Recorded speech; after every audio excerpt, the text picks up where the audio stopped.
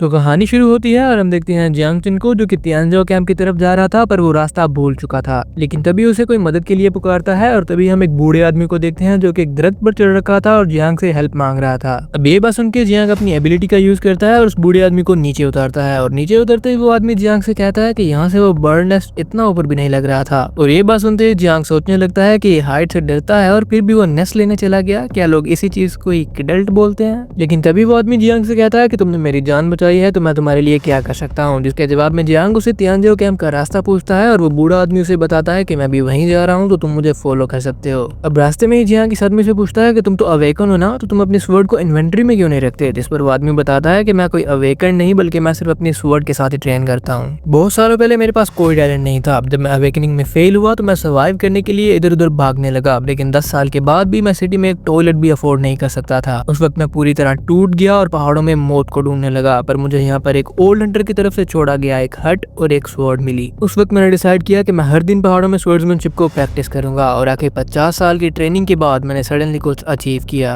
और इसी के बाद वो आदमी जियांग से कहता है कि क्या तुम मुझसे कुछ सीखना चाहोगे? पर जियांग इस बात पर थोड़ा वियर्ड रिएक्ट करता है, तो वो आदमी कहता है कि कोई बात नहीं, मैं तब तक इंतजार करूंगा जब तक तुम मुझसे खुद को सीखना नहीं चाहते। लेकिन तभी जियांग को तियानजो कैंप नजर आता है और जैसे वो मुड़कर देखता है तो वो बूढ़ा आदमी वहां से गायब हो चुका था। पर तभी हम तियानजो कैंप को देखते हैं जहाँ पर एक बहुत लंबी लाइन लगी थी और वहाँ का एक इंस्ट्रक्टर इन्हें एक आइडेंटिटी रिस्ट बैंड दे रहा था, जिससे कि इन्हें तब तक नहीं उतारना था जब तक ये एलिमिनेट नहीं हो जाते। और तभी हम देखते हैं कि जियांग भी वो बैंड ले चुका है, पर वहाँ पर हैंकी और लू संदो भी मौजूद थी, जो कि जियांग को देखकर पागल हो रही थी। अब इन दोनों की बातचीत चली रही थी कि इन्हें लड़ने की आवाज आने लगती है, तो जिस देखकर वहाँ का पेट्रोल इंस्ट्रक्टर उन्हें रुकने के लिए जाता है, जिसकी स्ट्रेंथ है 3rd ट्रांसफर ग्रैंड मास्टर जितनी थी। पर अगले ही सेकंड वो इंस्ट्रक्टर बहुत तेजी से पीछे आकर गिरता है और बहुत बुरी हालत में हायर अप्स को बुलाने के लिए कहता है। अब ये चीज देख के ल्यू संदो बहुत हैरान होती है और वो हैंकी से पूछती है कि ये लोग आखिर हैं कौन? जिस पर हैंकी उसे बताती है कि ये जियांगनन जोन के बेस्ट फाइटर्स हैं। इस शॉर्ट हेड वुमन का नाम तेंजिंग है, जो कि एक असैसिन टाइप है और इसके पास बहुत टेरिफाइंग स्ट्रेंथ है, और ये तियानजी टावर में यंगेस्ट गोल्ड मेडल असैसिन है। और ये जिसकी बॉडी के आसपास से ब्लड रेड ओरा निकल रहा है वो बाईफेंग है, जिसे कि लिटिल किलर गोड के नाम से भी जाना जाता है, और ये ईस्ट चाइना डिफेंस लाइन के चीफ कमांडर का डिसाइपल है। ये बंदा मिलिट्री रीजन में मोस्ट ब्रिलियंट जीनियस है, लेकिन कुछ साइकोलॉजिकल इश्यूज की वजह से ये जल्दी आउट ऑफ कंट्रोल हो जाता है। और ये जो ब्लू हेयर्ड आदमी है जिसने स्वॉर्ड पकड़ी हुई है वो शाओ बीहान है, और इसके ग्रैंडफादर दासिया के 7 पिलर्स में से एक पिलर है, और इसके प्रोफेशन को गोल्ड लेवल कंसिडर किया जाता है। अब बीहान को देखते ही लू से पहचान जाती है और वो बताती है कि स्वॉर्ड उसने लू की फैमिली से चुराई है। और इसी मोमेंट पे जियांग सोच रहा था कि बीहान सच में जीनियस के टाइटल को डिजर्व करता है, क्योंकि ये योनवू से काफी ज्यादा स्ट्रॉन्ग है।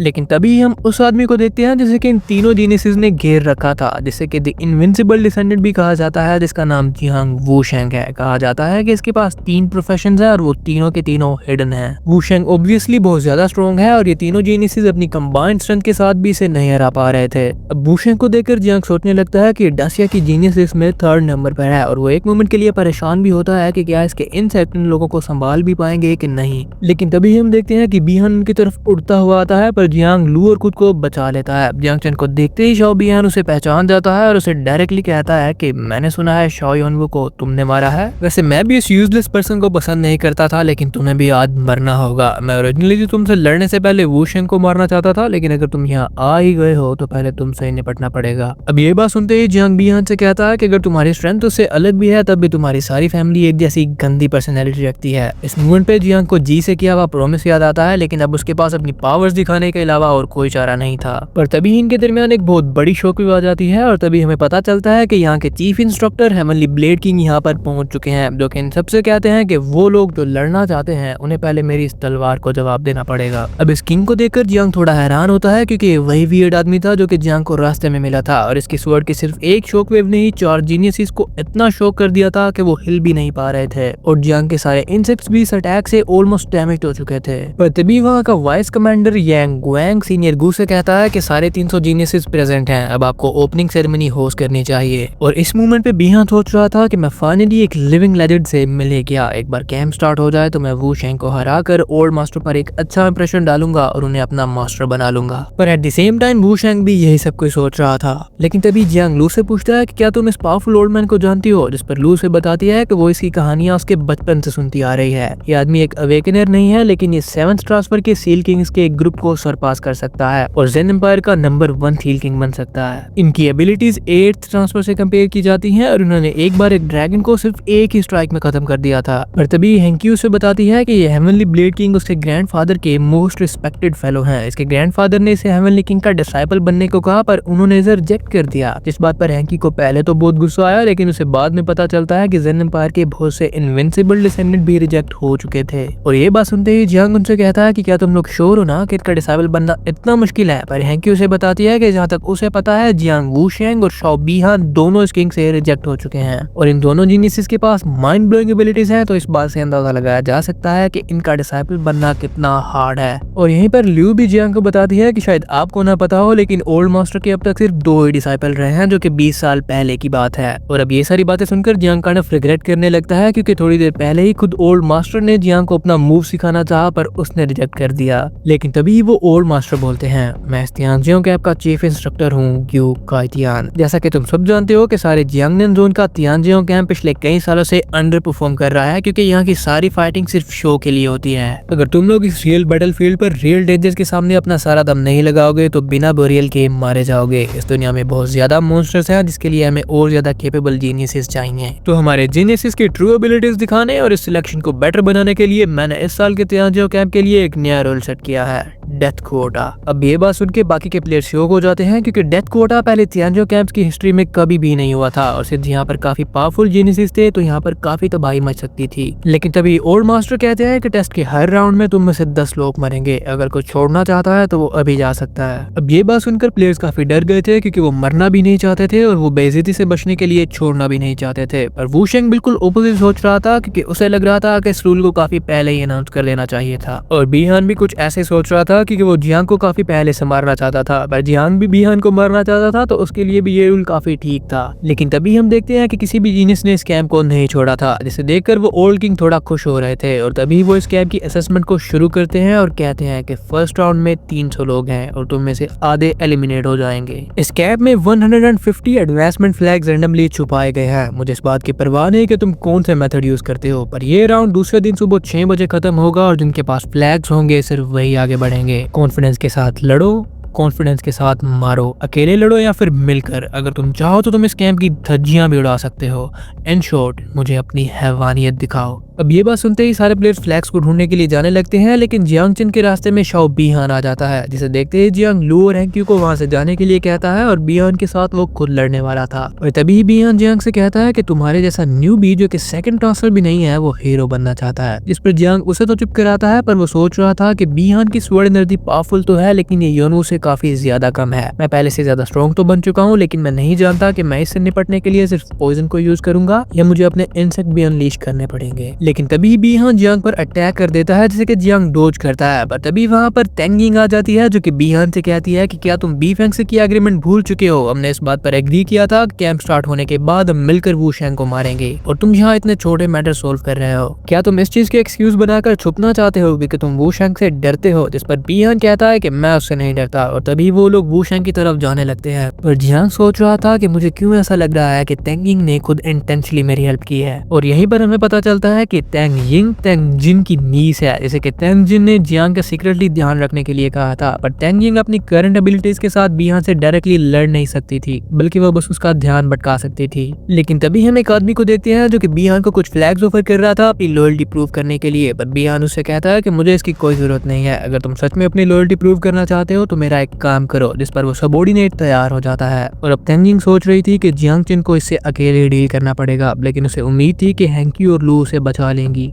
और तभी हम ल्यू सनदाओ को देखते हैं जो कि 2 फ्लैग्स ढूंढ चुकी थी और वो उन फ्लैग्स को जियांग चिन को देना चाहती थी। पर जियांग कहता है कि ये तुम दोनों रख सकती हो, मैं कहीं और से ढूंढ लूंगा। पर तभी उनकी तरफ एक बीम टाइप अटैक आता है, जिसे कि जियांग स्ट्रेट अप डिफेंड करता है और पूछता है कि वहाँ कौन है, क्या तुम फ्लैग्स चुराने आए हो? और तभी हम उसी आदमी को देखते हैं जो कि बीहान को फ्लैग्स ऑफर कर रहा था और वो जियांग से कहता है कि मैं फ्लैग्स नहीं, तुम्हारी जान चुराने आया हूँ। अब इस आदमी का नाम हुआंग जुंगचाओ है, इसके पास एक हिडन प्रोफेशन है और इसका लेवल 39 है। उसके फादर एक 6 ट्रांसफर सबॉर्डिनेट है और जियांग चिन नहीं जानता था कि क्या उसकी शील्ड्स का अटैक रोक भी पाएगी कि नहीं। और तभी वैंग इन पर एक और अटैक करता है, जिसे डिफेंड करने के लिए जियांग इन ब्लिंक सामने आता है और वैंग से कहने लगता है कि मैं सब कुछ झेल सकता हूँ, लेकिन अगर तुम मुझे मारना चाहते हो तो मुझ पर रुतलेस होने का इल्जाम ना लगाना, आखिरकार किसी को डेथ कोटा में मरना भी तो है। और तभी जियांग वैंग पर अपने पोजिंग से अटैक करता है, जिसे देखकर वैंग शॉक था क्योंकि वो समझ रहा था कि जियांग एक क्रिएशन टाइप है और इसीलिए वो अपने दोस्तों से कहता है कि चुपना बंद करो और सामने आओ। लेकिन उसकी मदद के लिए कोई नहीं आता क्योंकि उसके सारे दोस्त जियांग का पोजिशन देखकर भाग गए थे और वो सोच रहे थे कि अगर वैंग जैसा रेंज टाइप भी इसे नहीं संभाल सकता तो हमारे लिए तो कोई उम्मीद ही नहीं है। लेकिन तभी हम ग्यू को देखते हैं जो कि एक मॉनिटर से जियांग को लड़ते हुए देख रहा था और थोड़ा सा इम्प्रेस भी था, लेकिन उसका वॉइस कमांडर जियांग की डिवाइन लेवल क्रिएशन टाइप और हिडन पॉइजन टाइप को देखकर शॉक था। और तभी जियांग कहता है कि इसने एक सेकंड ट्रांसफर जीनियस को इतना जल्दी मार दिया, ये जियांग चन अनबिलीवेबल है। चू जियांग सिटी में नाइट वॉच की तरफ से इस बारे में कोई खबर भी नहीं थी। पर तभी ग्यू यांग से कहता है कि जाके इस चीज को रिपोर्ट कर दो और कुछ स्पेस टाइप ग्रेट मास्टर्स को भी बुला लो क्योंकि हमें इमरजेंसी में किसी भी टाइम टेलीपोर्ट होने की जरूरत पड़ सकती है। ये चीज उन लड़कों को उनकी किलिंग में ज्यादा रुथलेस होने से रोक देगी। अब ये बात सुनते ही वैंग वहाँ से जाने लगता है और वो सोच रहा था कि मुझे ओल्ड मास्टर के अपना दिमाग बदलने से पहले यहाँ से जाना होगा, क्योंकि अगर इन जीनियसेस ने तबाही शुरू कर दी तो नतीजा बहुत बुरा होगा। पर इस मोमेंट पे ग्यू से रुकने को कहता है, लेकिन ग्यू ने अपना डिसीजन नहीं बदला था, बल्कि वो वैंग से कहता है कि कुछ third tier peak ferocious beast ready करो और उनके साथ फ्लैग्स अटैच करके उन्हें मैदान में छोड़ दो। और ये आइडिया वैंग को भी बहुत अच्छा लगता है क्योंकि इस तरीके से इन सबको फ्लैग्स लेने के लिए उन बीस से पहले लड़ना पड़ेगा, जो कि ऑर्डिनरी लोगों को मरने से बचा सकता है। लेकिन तभी हम वूशैंग और इन जीनियसेस को देखते हैं जहाँ वूशैंग इनसे कहता है कि मैं तुम्हें पहले कितनी बार बता चुका हूँ कि अगर तुम तीनों मिलकर भी मुझ पर अटैक करो तब भी तुम मुझे नहीं हरा सकते। क्या तुम मुझे तुम सबको मारने के लिए मजबूर कर रहे हो? और अगर तुम जीत भी जाते हो तो क्या ये ग्लोरियस विक्ट्री होगी?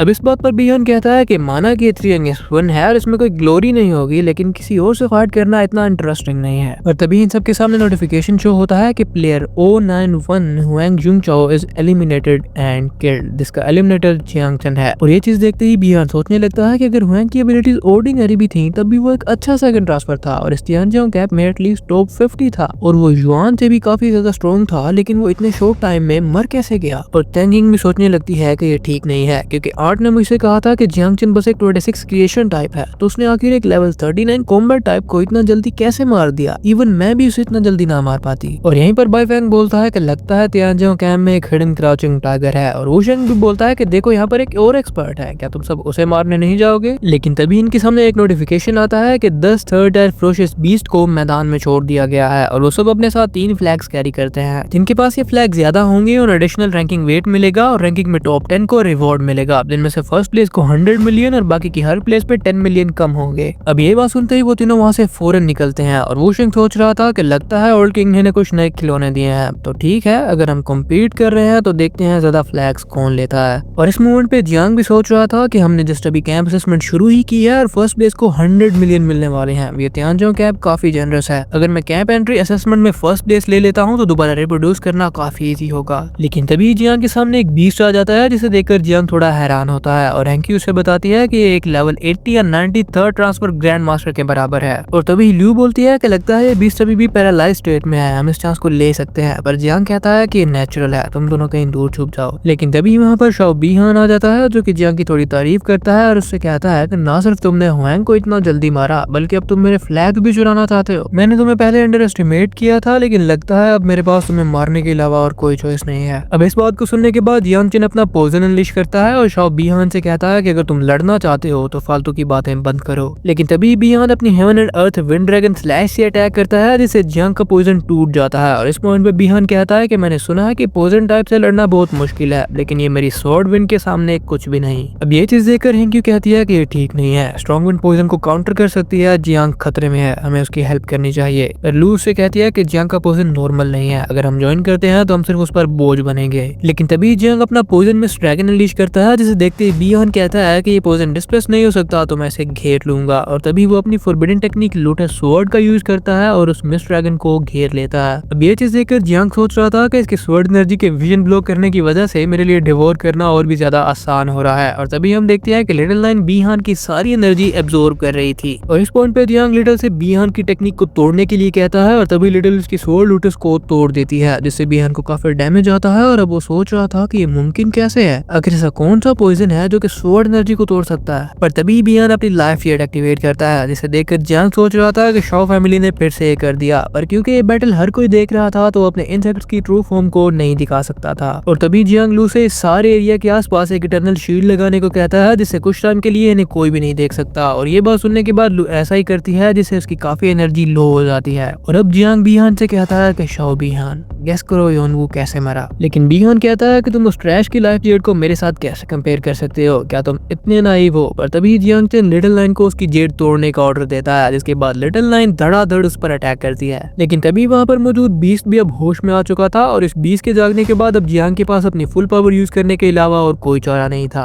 इसलिए वो अपने मिस्ट ड्रैगन से बीहान की स्वॉर्ड एनर्जी तोड़ने और लिटिल को प्रोटेक्ट करने का कहता है, और अपने इंसेक्ट्स को उस बीस्ट को मारने का ऑर्डर देता है। अब इस टाइम पीरियड के दौरान लिटिल बीहान की जेड पर बार बार स्ट्राइक्स कर रही थी, जो चीज देखने के बाद जियांग सोच रहा था कि शाओ ज़ेंगू ने रियली अपने ग्रैंडसन को डिफरेंटली ट्रीट किया है। बीहान की लाइफ जेड योनवू से काफी ज्यादा ड्यूरेबल है, लेकिन इससे फर्क नहीं पड़ता कि कितनी ज्यादा ड्यूरेबल, क्योंकि लिटिल जल्दी ही इसके टुकड़े कर देगी। फॉर एग्जाम्पल, अगर पिछली जेड को टूटने में 3 सेकंड लगे थे, तो अब ज्यादा से ज्यादा 3 मिनट लग सकते हैं। लेकिन तभी सीन शिफ्ट होता है और हम देते हैं कैम के वॉइस कमांडर को, जो कि लू की शील्ड देकर काफी परेशान थे, क्योंकि उसे लग रहा था कि बीहान खतरे में है। और जियांग ने सारी सर्वेलेंस भी ब्लॉक कर रखी थी, तो वो एक ऑफिसर से कहता है कि बीहान की मेंटल स्पिरिट चेक करो, और अगर कुछ गलत होता है तो उसे जल्दी से टेलीपोर्ट कर लो। अब ये सारी बातें सुनकर ग्यू कहता है कि ये क्या ज़ेंगो के ग्रैंडसन को मारना या इंजर करना अलाउड नहीं है। और ये बात सुनकर वॉइस कमांडर कहता है कि अगर वो सच में इंजर हो जाता है या मर जाता है, तो क्या आप शाओ ज़ेंगो के साथ फाइट करने के लिए तैयार है। क्या जियांग निंजोन के कमांडर दुआन इस बारे में जानते हैं। अब ये बातें सुनकर ग्यू सोच रहा था कि बीहान की एबिलिटीज काफी अच्छी हैं, क्या जियांग चेन उसे मार भी पाएगा, और आखिर ये लड़का हमारा व्यू ब्लॉक करके करना क्या चाह रहा है। लेकिन तभी हम फिर से जियांग को देखते हैं, जब वो बीस्ट भी डेड हो चुका था और बीहान भी ऑलमोस्ट मरने ही वाला था। पर तभी जियांग को आवाज आती है कि space type grand master Fang Chengwen आ रहे हैं। जैसे सुनते ही जियांग फौरन से लिटिल नाइन को वापस बुलाता है, और अगर वो ये सब जल्दी खत्म नहीं करता तो वो एक्सपोज हो सकता था। इसलिए वो अपने एक इंसेक्ट को लाइफ जेड तोड़ने के लिए सेल्फ डिस्ट्रक्ट होने का ऑर्डर देता है, और बाकी सब इंसेक्ट्स को पॉइजन में बदलने के लिए कहता है। और तभी वहां पर एक बहुत बड़ा एक्सप्लोजन होता है, जिसके बाद हमें बीहान के सिर्फ एक बाजू और स्वॉर्ड देखने को मिलती है। अब ये चीज देखने के बाद जियांग सोचने लगता है कि क्या सिर्फ एक ही लिम्ब बचा है, क्या ये ग्रैंड मास्टर की तरफ से बचा लिया गया है, या फिर ये सच में मर गया है। अभी शाम से फायदा हो सकता है, मैं चांस मिलते ही इसे डेथ क्वार्टर का प्रिंसिपल पूरा करूंगा। और तभी वो लू फैमिली की स्वॉर्ड लू को वापस दे देता है। लेकिन तभी सीन शिफ्ट होता है, और हम देखते हैं कि यांग उस ऑफिसर से चिल्लाकर कह रहा था कि क्या तुम इस तरह अपनी जॉब करोगे, तुमने बीहान को टाइम पर टेलीपोर्ट क्यों नहीं किया। अब इस बात पे वो जवाब देता है कि वो पोजन मिस्ट बहुत ज्यादा स्ट्रॉन्ग थी, मैंने अपनी मेंटल एनर्जी उधर भेजी, और इससे पहले कि मैं कुछ कर पाता मैं कोरोडेड हो चुका था। उसके बाद मैंने एक बड़ा धमाका सुना और अपनी सारी स्ट्रेंथ यूज करके उसे टेलीपोर्ट करना चाहा, लेकिन देर हो चुकी थी। और यांग उसे कहता है कि कैसे मुमकिन है, पोजन तुम्हारी मेंटल स्पिरिट को कैसे कोरोड कर सकता है, अपने आप से इल्जाम हटाना आप बंद करो। लेकिन तभी ग्यू यांग को बहुत गुस्से से चुप होने के लिए कहता है, और बोलता है कि यांग, क्या तुम जानते हो कि तुम फिफ्थ ट्रांसफर की पीक पर क्यों अटके हो। ये इसलिए है क्योंकि तुम हमेशा पावरफुल के फेवर में रहते हो। पहले तुमने जिंदगी और इस सब के कॉन्सिक्वेंसेस के बारे में बोला, मैं पहले तो तुम्हें जवाब नहीं दे पाया, लेकिन अब मैं बताता हूँ कि अगर मैं कुछ शुरू करने की हिम्मत रखता हूँ तो मैं इन सब के कॉन्सिक्वेंसेस भी झेलने की हिम्मत रखता हूँ। इस बैटलफील्ड पर 9th ट्रांसफर वुडी भी मर सकता है, तो बीहान की क्या हैसियत। लेकिन तभी हम एरिना का सीन देखते हैं, जहाँ के प्लेयर्स को नोटिफिकेशन दिखाई देता है कि शाओ बीहान एलिमिनेट हो चुका है, जिसका एलिमिनेटर जियांग चेन है। अब ये चीज देखकर सारे के सारे जीनियस प्लेयर्स हैरान थे, और टेंगिंग और पाई फेंग जो कि बीस्ट को मार रहे थे, वो भी इस चीज को देखकर चौंक गए थे। लेकिन तभी सीन शिफ्ट होता है वू शंग पर, जो कि एक बीस्ट को मारकर उसके ऊपर बैठा था, और जियांग चेन को लेकर अब वो भी इंटरेस्टेड था। लेकिन वीडियो को यहीं पर खत्म करते हैं। और हाँ, मैं आपसे एक चीज काफी देर से कहना चाहता था कि अगर आपको वीडियो पसंद आती है तो वीडियो के कमेंट सेक्शन में नेक्स्ट पार्ट के लिए बोला करो यार, ये मेरे लिए एक बहुत बड़ी मोटिवेशन होती है। और अगर डीमन स्लेयर की न्यू इन्फिनिटी कासल मूवी की हिंदी एक्सप्लेनेशन देखना चाहते हो तो वो भी मेरे चैनल पर अपलोडेड है, जाकर चेकआउट कर सकते हो, लिंक भी डिस्क्रिप्शन में होगा। अगर वीडियो पसंद आई है तो लाइक करना, चैनल को सब्सक्राइब करना। मैं मिलता हूँ आपसे नेक्स्ट वीडियो में। टिल देन बाय बाय, अल्लाह हाफिज।